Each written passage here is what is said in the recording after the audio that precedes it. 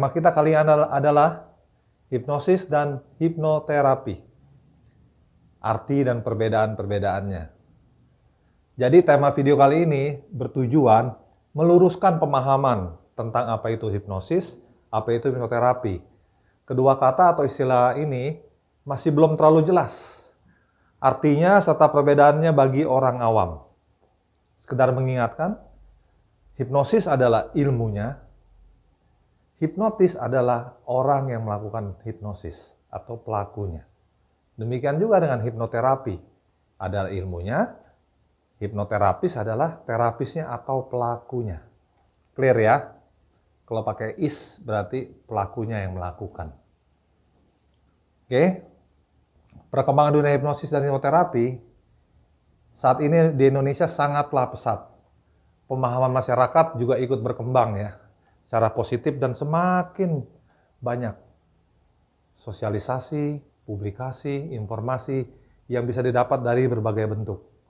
Buku, e-book, pelatihan, dan berbagai artikel yang dimuat di situs-situs internet. Sungguh suatu kemajuan yang sangat mengembirakan bagi kami penggiat hipnosis.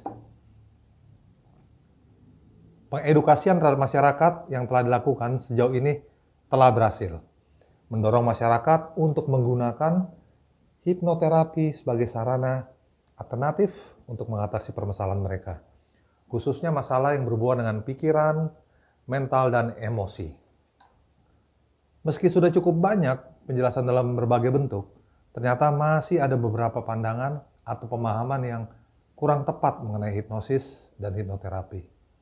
Agar menjadi jelas, maka dalam video ini kami akan mengulas apa itu hipnosis dan hipnoterapi. Masih cukup banyak orang yang berpandangan bahwa hipnosis sama dengan hipnoterapi. Pada kenyataannya adalah sangat berbeda. Hipnosis adalah ilmu yang bertujuan membawa seseorang ke kondisi hipnosis atau trans. Trans sendiri merupakan suatu kondisi kesadaran ya, yang terdiri dari banyak level kedalaman. Dengan demikian, bila hipnosis berdiri sendiri, sebenarnya tidak mengandung unsur atau bersifat terapeutik atau penyembuhan, karena hanya berupa suatu kondisi kesadaran yang bertingkat-tingkat. Hipnosis bila digabungkan dengan teknik-teknik terapi, apapun teknik yang dipakai disebut dengan hipnoterapi. Dengan kata lain, hipnoterapi adalah terapi yang dilakukan dengan bantuan atau dalam kondisi hipnosis. Mungkin tepatnya dalam kondisi hipnosis. Terdapat perbedaan mendasar serta signifikan antara kemampuan membawa subjek atau klien masuk ke kondisi hipnosis dan melakukan hipnoterapi. Seseorang yang mampu membawa subjek atau klien masuk ke kondisi hipnosis yang dalam belum tentu cakap atau terampil melakukan hipnoterapi.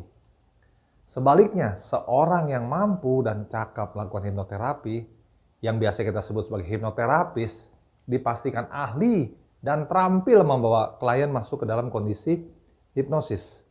Clear ya? Jadi, membawa kondisi hipnosis belum bisa melakukan terapi itu beda dengan yang sudah membawa masuk dan melakukan terapi. Membawa subjek ke kondisi hipnosis bukanlah hal yang terlalu sulit.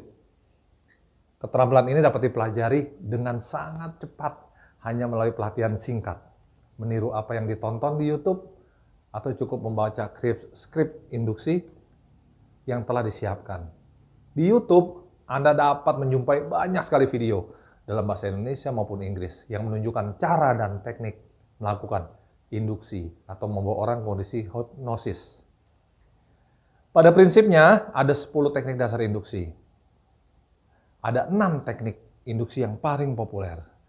Eye fixation atau fiksasi mata, relaxation, mental direction, mental confusion, loss of equilibrium, dan yang paling fenomenal shock to nervous system, dikagetkan.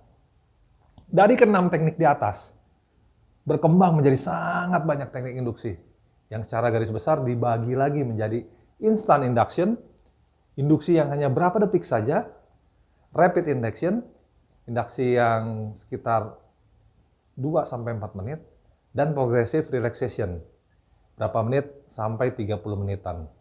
Jadi ada yang singkat, ada yang pendek, dan ada yang cukup panjang.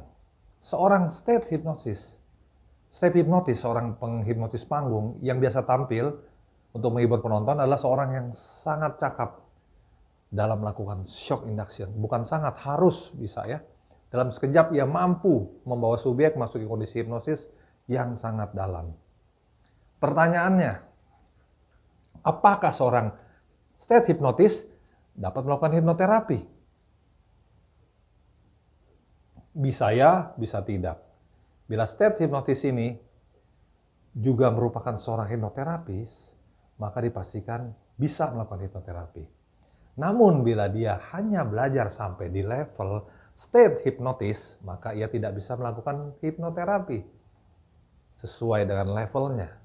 Jenjang pendidikan dalam dunia hipnosis atau hipnoterapi diawali dengan sertifikasi sebagai CH atau Certified Hypnotist. Jenjang pendidikan dalam dunia hipnosis atau hipnoterapi diawali dengan sertifikasi sebagai CH atau Certified Hypnotist.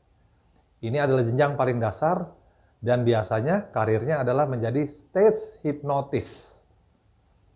Pendidikan berikutnya adalah CHT atau Certified Hypnotherapist.